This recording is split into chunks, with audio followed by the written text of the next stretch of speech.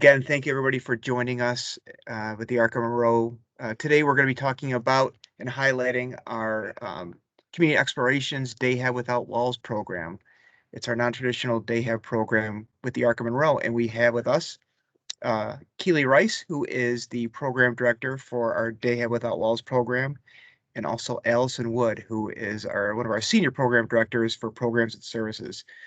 So I will hand it over to Keely and Allison. Thank you both.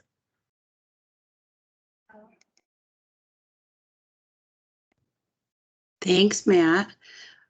Keely, I just want you to know that when you're sharing it, we see, or at least I do.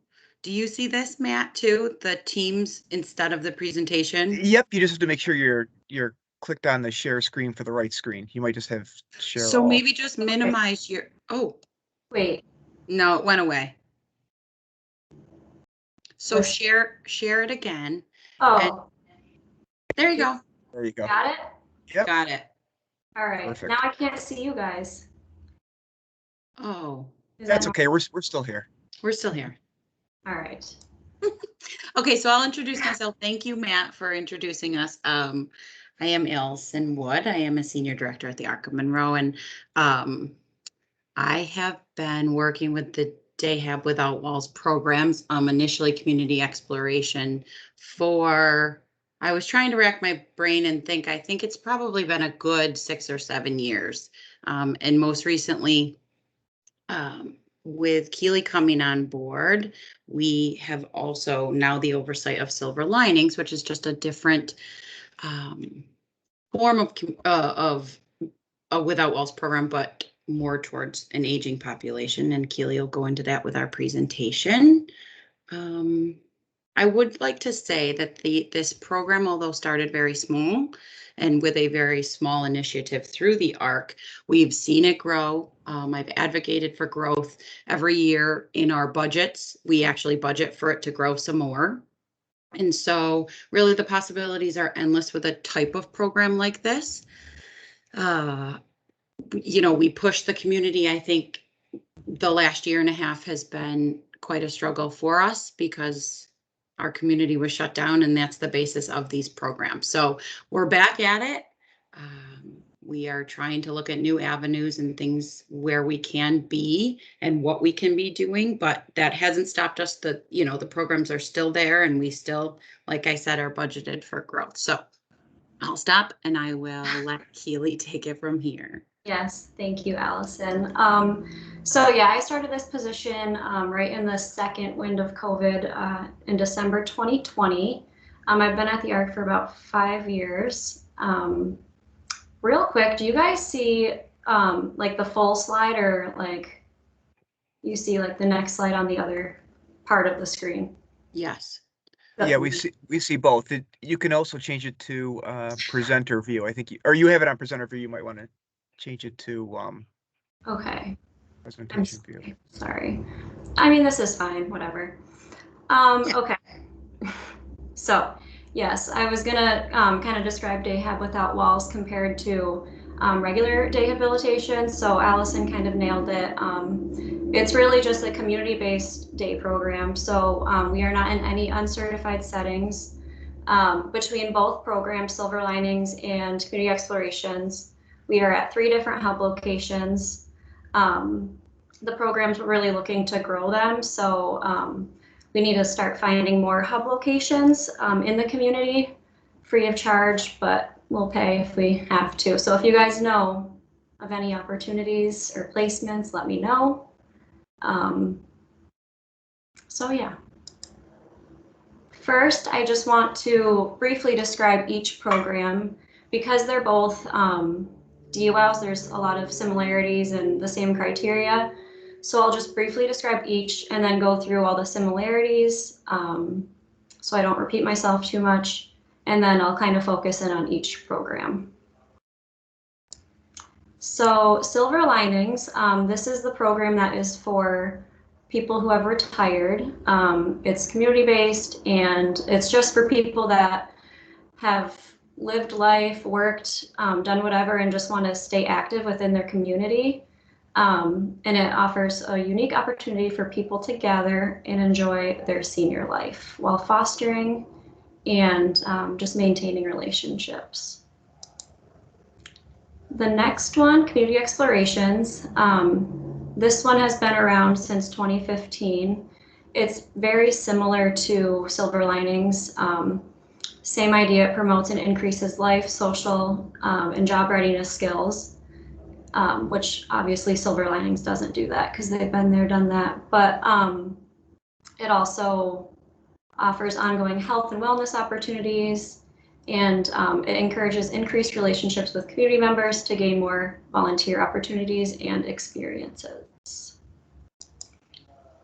So among both programs, the two DWOW programs, they're the only two that the ARC has currently. In both, you need to be OPWDD eligible and HCBS waiver enrolled, which stands for Home and Community-Based Services. That's just along the board with any type of waiver program, day program, community hab, Pre-Voc, things like that. So that's required for all programs. And a big thing with the DWOW program, because it's community-based, we require people to have at least 5 minutes of community independence. And that's just because in the event that staff has to use the bathroom or get gas or whatever, we just need to have that independent level to ensure that all the needs are being met in a safe way. And we don't administer any medication at this program. So if people did take medication during the day between the hours of like 8 and 3, I would say, they would have to be able to self-administer those medications because we are not trained to pass those medications. And so ARC provides transportation to and from program every day. The only thing that is necessary is for people to live in Monroe County. If you lived outside of Monroe County, then we would not be able to provide that transportation.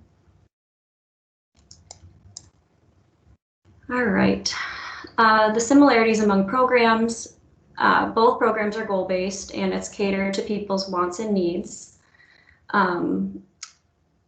Monday through Friday programming and time. So we are open Monday through Friday. Hours kind of depend on what ARC trans run you're on, but typically it's from like 7:30 to, I don't know, 3:30. Allison, is that accurate? Sorry, I couldn't mute. Yes, typically. Yeah. Okay. Things come up, things change, but yes, typically.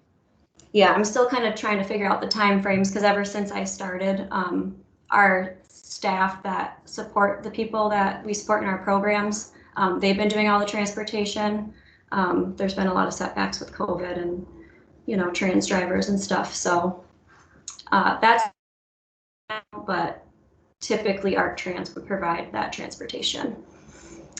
And I'm really going to try to focus on how it's like prior to COVID, just to give you all a realistic snapshot of what the programs really are like, because there's still some things that are not quite back to where we want them to be. So the expectation for each day you come to program is to pack a cold lunch, unless stated otherwise. If you're planning to go somewhere where there's a microwave or you're volunteering and there's lunch provided, you wouldn't have to do that, but that would be noted in the schedule that each person gets each week, which I will go deeper into that later on. We have the same days off for observed holidays. It's the ARC's observed holidays, so Christmas, Memorial Day, Martin Luther King Day, things like that. We don't have any like spring breaks or summer breaks, so it's really a year-round program, aside from the observed holidays. And we need, it's required to have at least a 90% attendance rate per month. So this is unless, like, say you don't give 24 hours notice, like say if you have an appointment or you're going out of town, that wouldn't count in that rate because you gave enough notice.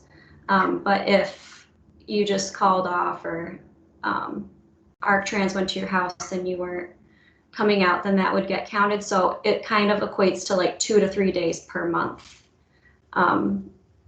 like maximum to maintain the 90% attendance rate. Because we're community-based and uncertified, we don't have any nursing or behavioral support or a specialist assigned to our program like a traditional day hab would.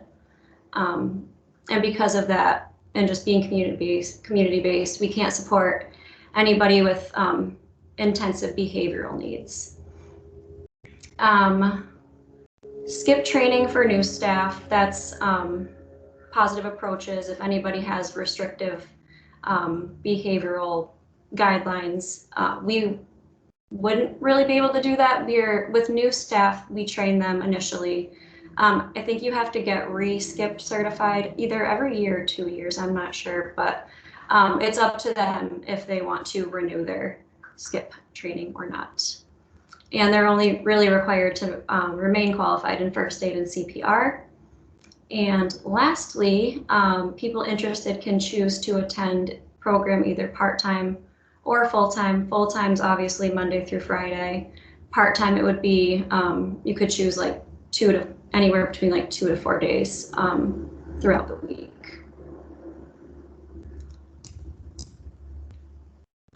So there are some differences among the programs. Silver Linings, as we kind of stated, it is specifically designed for adults 45 or older to remain socialized, independent, and active in their community after the retirement.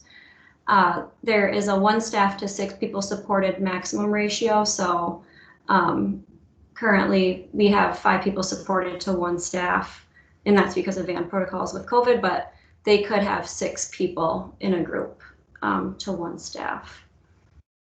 And then I'll dig deeper into the schedule later on, but there's more collaboration when planning each week's schedule. The groupings may change based on what that person's interest is for the day, but I'll dig deeper into that. And community explorations, it's not really customized to a specific age group. You just have to be 18 or older.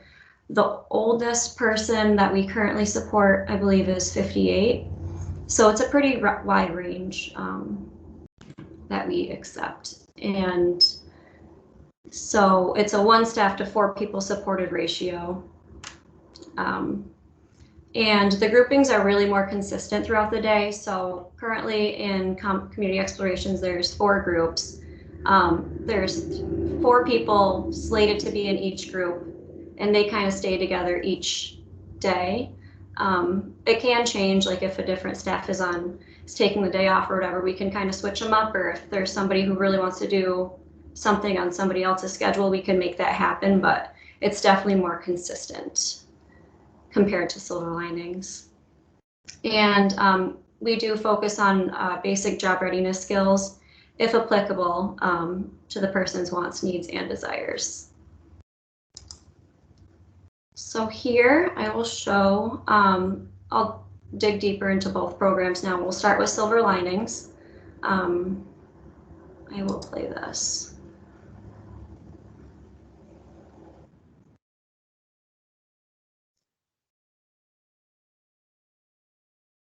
Oh, and you might have to, Oh, God. it's okay. No, when you share your screen, I think you just have to click on share audio as well. Okay. Hang tight. So the video should be fine. You can actually, if you do unshare your screen, and then when you reshare it, there should be a little button just to say share audio. Right at the top, there's a little box with the arrow pointing up of your MS Teams Okay. screen. Show taskbar? No. Actually, I'm the actual MS Teams screen itself. Oh, okay. Yep, right there. So if you click on, click the X. Now to the right, yep, click Okay. that. And then re-click it. Redo it, yep. And then you should also see make sure you do share audio. Okay. I don't know if I did it, but we'll try again. And then if you go, yep, so now if you share the video, hopefully the audio should play. All right, let me know if it doesn't. Silver Lining is a You're program Good? Okay. that was designed in order for older people that have been working, have been doing a lot of things throughout their life, and they want to retire, but they want to be active. Our main thing is that we're active in the community, we're meeting new people, we're doing different activities with people and together. It's really a program for people to have fun. Our community is great and they have completely welcomed us. We are always trying to find new community partners.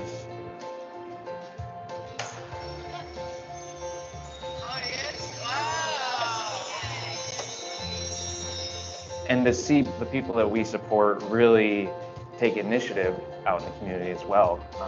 They're looking for those connections and they're looking to be active, and that's really what it's all about.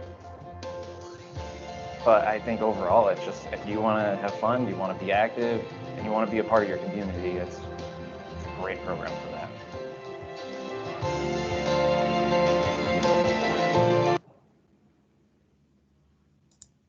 All right.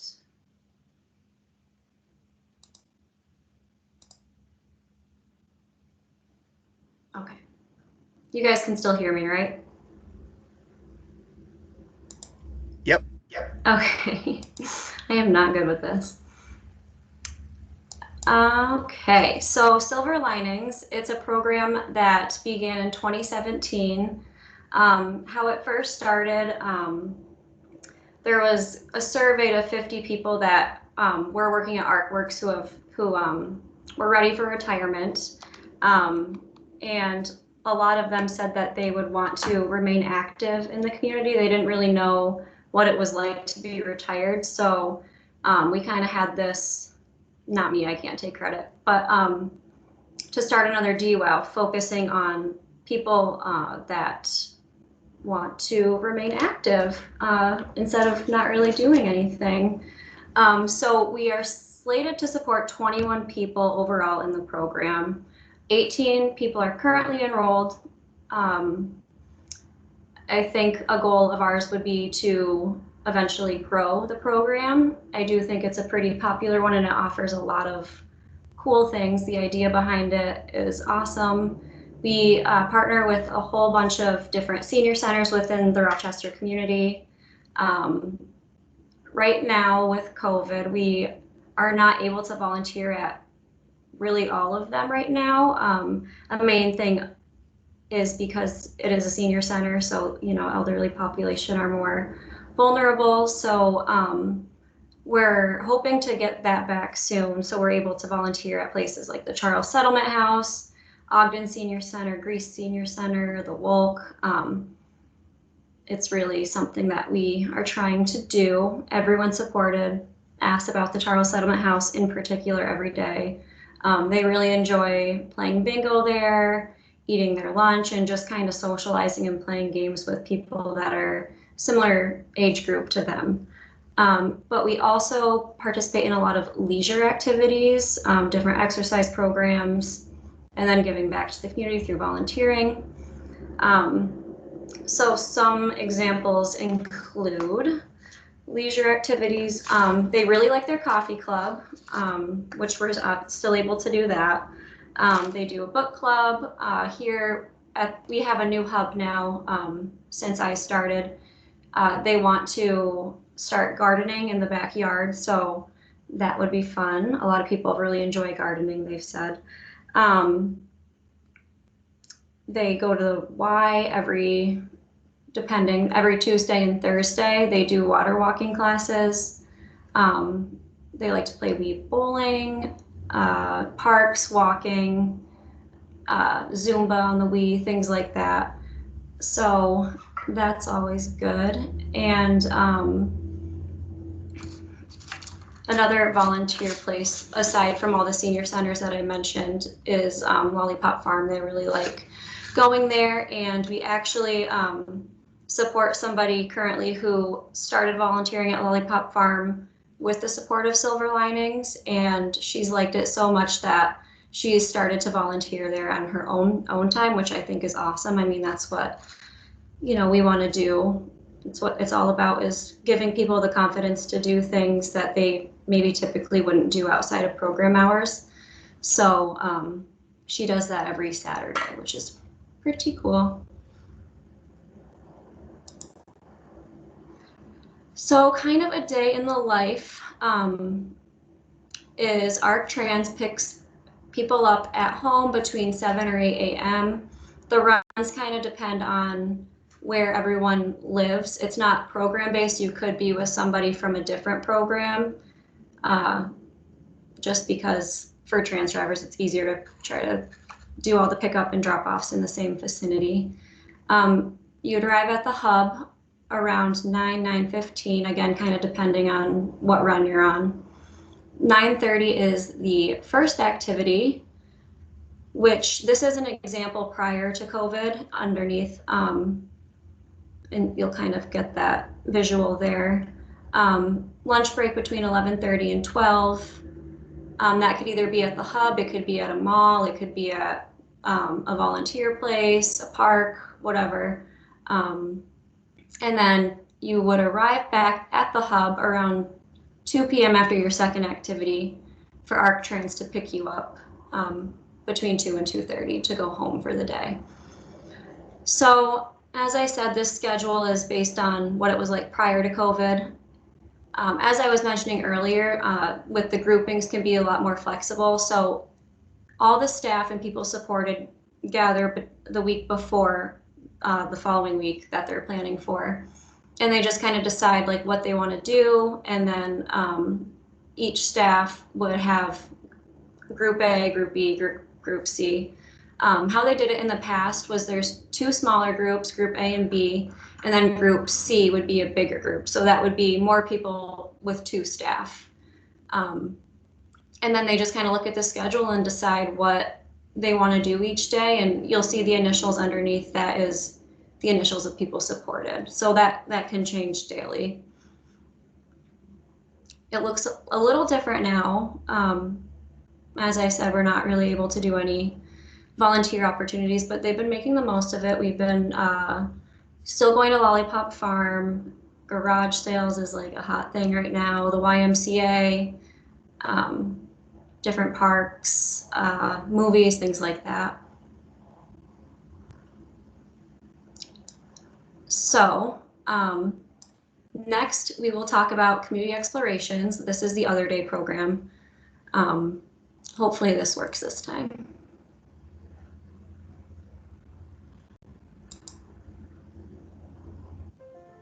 Community exploration is a day Hab Without Walls program, or DWOW as we call it. The people enrolled in community exploration spend their entire day out in the community. They meet briefly in the morning just to collect themselves, and then they're out all day long. They're doing fun things like joining basketball leagues, hitting up the local YMCA, and they're also volunteering. Things like helping to keep our parks clean and other services like that.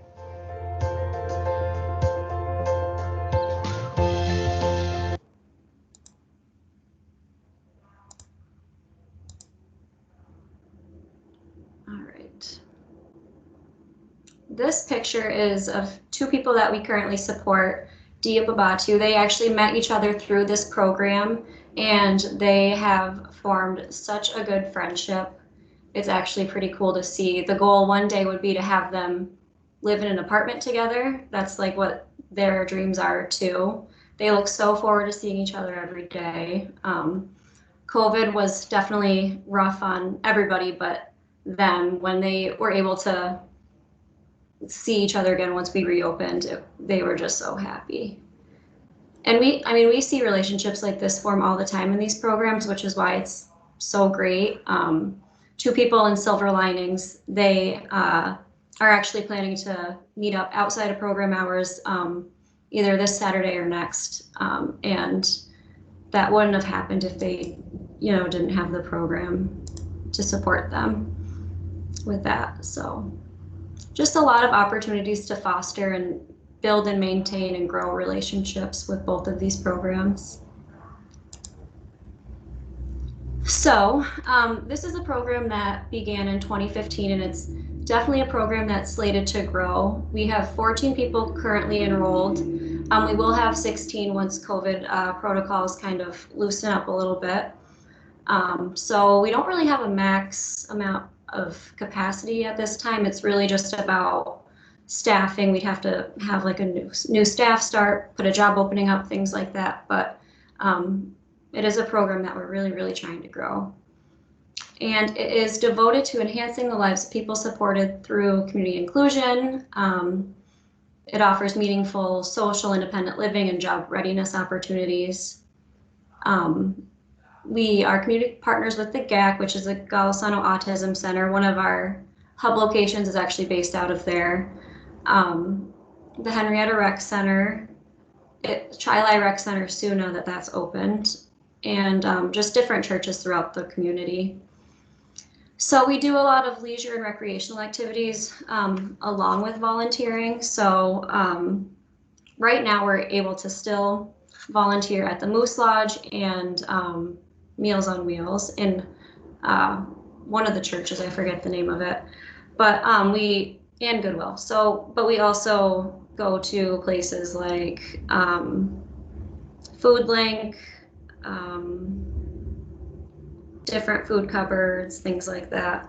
But that's kind of also just a big setback with COVID, is just volunteer placements. But yeah, so we go to like Red Wings games. We could go to Dave & Buster's, arts and crafts, different themed parties. So like before COVID, we would go to like Halloween parties. Everyone would dress up, holiday parties, things like that. The library. So really just like doing all the things in the community that we are able to do while working on goals. We work hard and have fun doing it.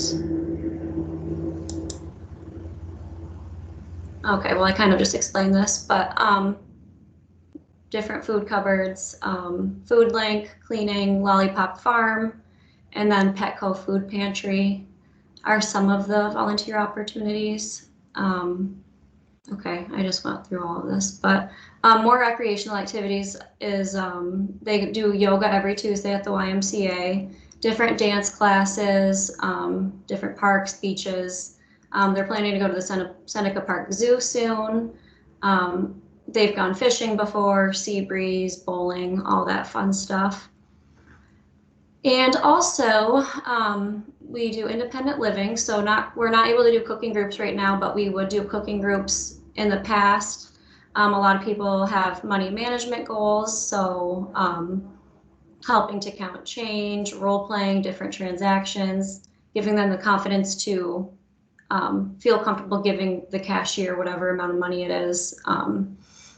So yeah, and I didn't put an outline of the schedule because it's pretty much the same outline as it is with Silver Linings. But I just wanted to give you guys some more examples of things that we do in the community. I really think that's it. Allison, did I miss anything? No, I think it's a great overview. I think, you know, to just recap it all. Oh, sorry, I don't have my camera on again. This isn't our forte. We'd really like to just see you all in person. The program's flexible. I think from every slide that Keely just showed and from everything that she's explaining, it is a non-certified program, and it is not brick and mortar, and it is as flexible as we need it to be and as the people we support want it to be. So yes, it's goal-based, and yes, we function off of a life plan and a staff action plan, and we have IPOPs and levels of supervision and safety measures in place, but it's within the community and it's what the people enrolled want it to be. Yes. Not saying that our traditional day habs aren't that way. There's just more flexibility with this program. And I don't want to I don't want to focus on the COVID restrictions right now, but that's real. And the guidance that we are forced to comply with for DHAB right now make every day a struggle. Just with van capacities and where we can go, and trying to follow our governor's orders versus OPWDD's orders for safety and mask requirements and hand hygiene and all the other things that we've all been faced with. It's a struggle, and it puts a program like this, it puts so much more barriers on a program like this, and I'm proud that we're still functioning and running, and that we are supporting this program to the best of our ability to keep going. It's going to be slow, unfortunately. Just for those of you interested in the program, I think we should I can just give you a quick overview, is that unfortunately, because we have the transportation capacity rules in place, we are at a standstill with intakes or physically intaking someone. We could offer trials, and we can have placement discussions of a very high level intake meeting, but have no ability to say when someone could actually come to the program. And that's real, and I just wanted to make sure I shared that. Yeah. We also have a wait list at this point because Keely and her team have been trialing people and been giving those slots to, you can have the next opening as soon as we're allowed to put 4 more people on the van. And that's for both of the programs right now. So I'm okay, unless you have anything to finish it up, or if Matt and Kim have anything to add, I think we could open it up to questions. Yeah, I'm ready for questions. I just included my contact information if you guys want to reach out, if you have questions that you think of after this presentation. I just wanted to include that.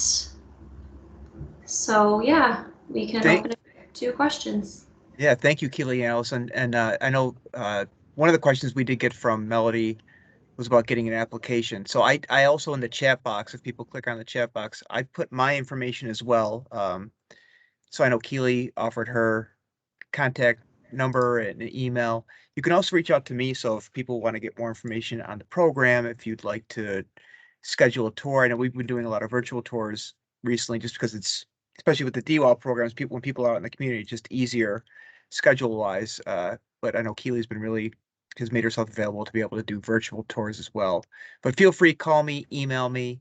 And then also, for people who do want to apply for either program, I did include a link to the Arc referral application, which can also be found on the Arc of Monroe's website, which is arcmonroe.org. But yeah, if anybody else has any other questions, like I said, feel free to either type it in the chat box, or you can unmute yourself and just ask aloud. You guys can't see my screen anymore, right? No, not anymore. Okay, cool.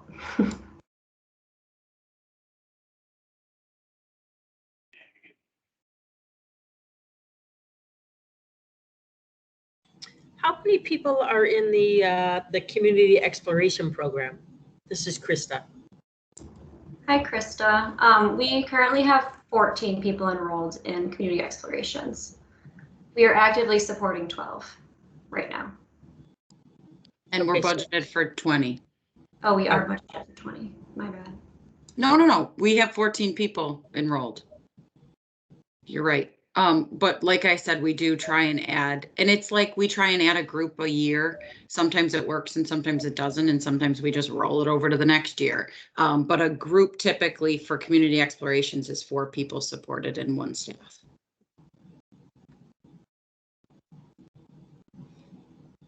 However, we drive minivans, and the capacity of vans is 50%. And so the capacity on a minivan is 6, and we can only support 3 people.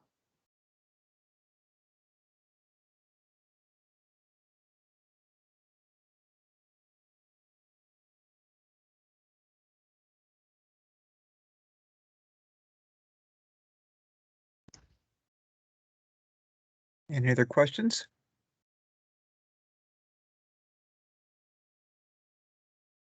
Well, like I said, if anybody does think of anything later on, feel free to reach out to us. Also, like I said, because we did record today's presentation, we'll add it to the Arc of Monroe's YouTube page, and I'll send out the link to everybody who registered for today, so you can rewatch this, or if you think of something later, and again, share it with your friends, family. I think like how Allison and Keely said, just because, again, transportation's been a big issue, but the program, we want it to grow. We want to continue to add people, and even though there might be a wait list now, and really, which is basically due to COVID, we are still definitely taking referral applications because we want to continue to keep growing. And I know this has been because as people are looking for more traditional or non-traditional day hab options, there's a lot of flexibility. Like how Keely was pointing out today, there's so many different things that we can do with this program and grow it. So yeah, we're really happy to be able to offer it to the community. Do you have any programs or thinking about developing programs that are geared towards sort of the young adult population? Because I see the silver linings is kind of geared towards the older population. And from what you explained, community explorations is kind of 18 and over. Is there anything that's kind of targeted for younger folks? For a non-certified option? I guess so. Like 21 plus, We aren't opposed to that. We do not have any, proposals on our desks that we're working on. I would say the younger population of people probably looking for a non-certified, flexible day hab. It would be the community exploration, and what we could do with that program is because it's a 4-to-1 ratio most days, we would try, and we do try, as Keely gave the example of Babatu and D, we try and group them up with people who are interested in similar things and who would have a more peer-based friends option.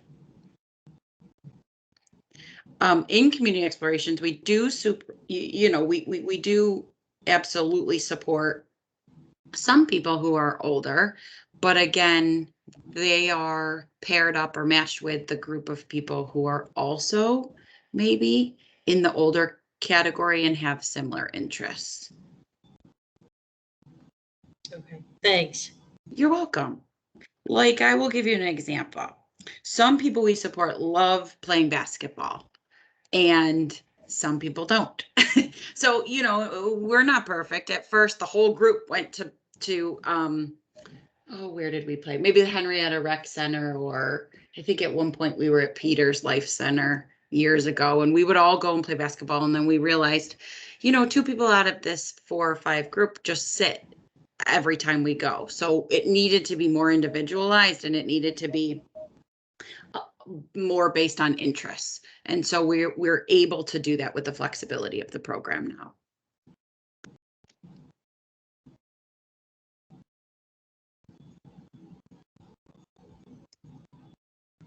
Thanks, Krista. Mm-hmm. Thank you, guys.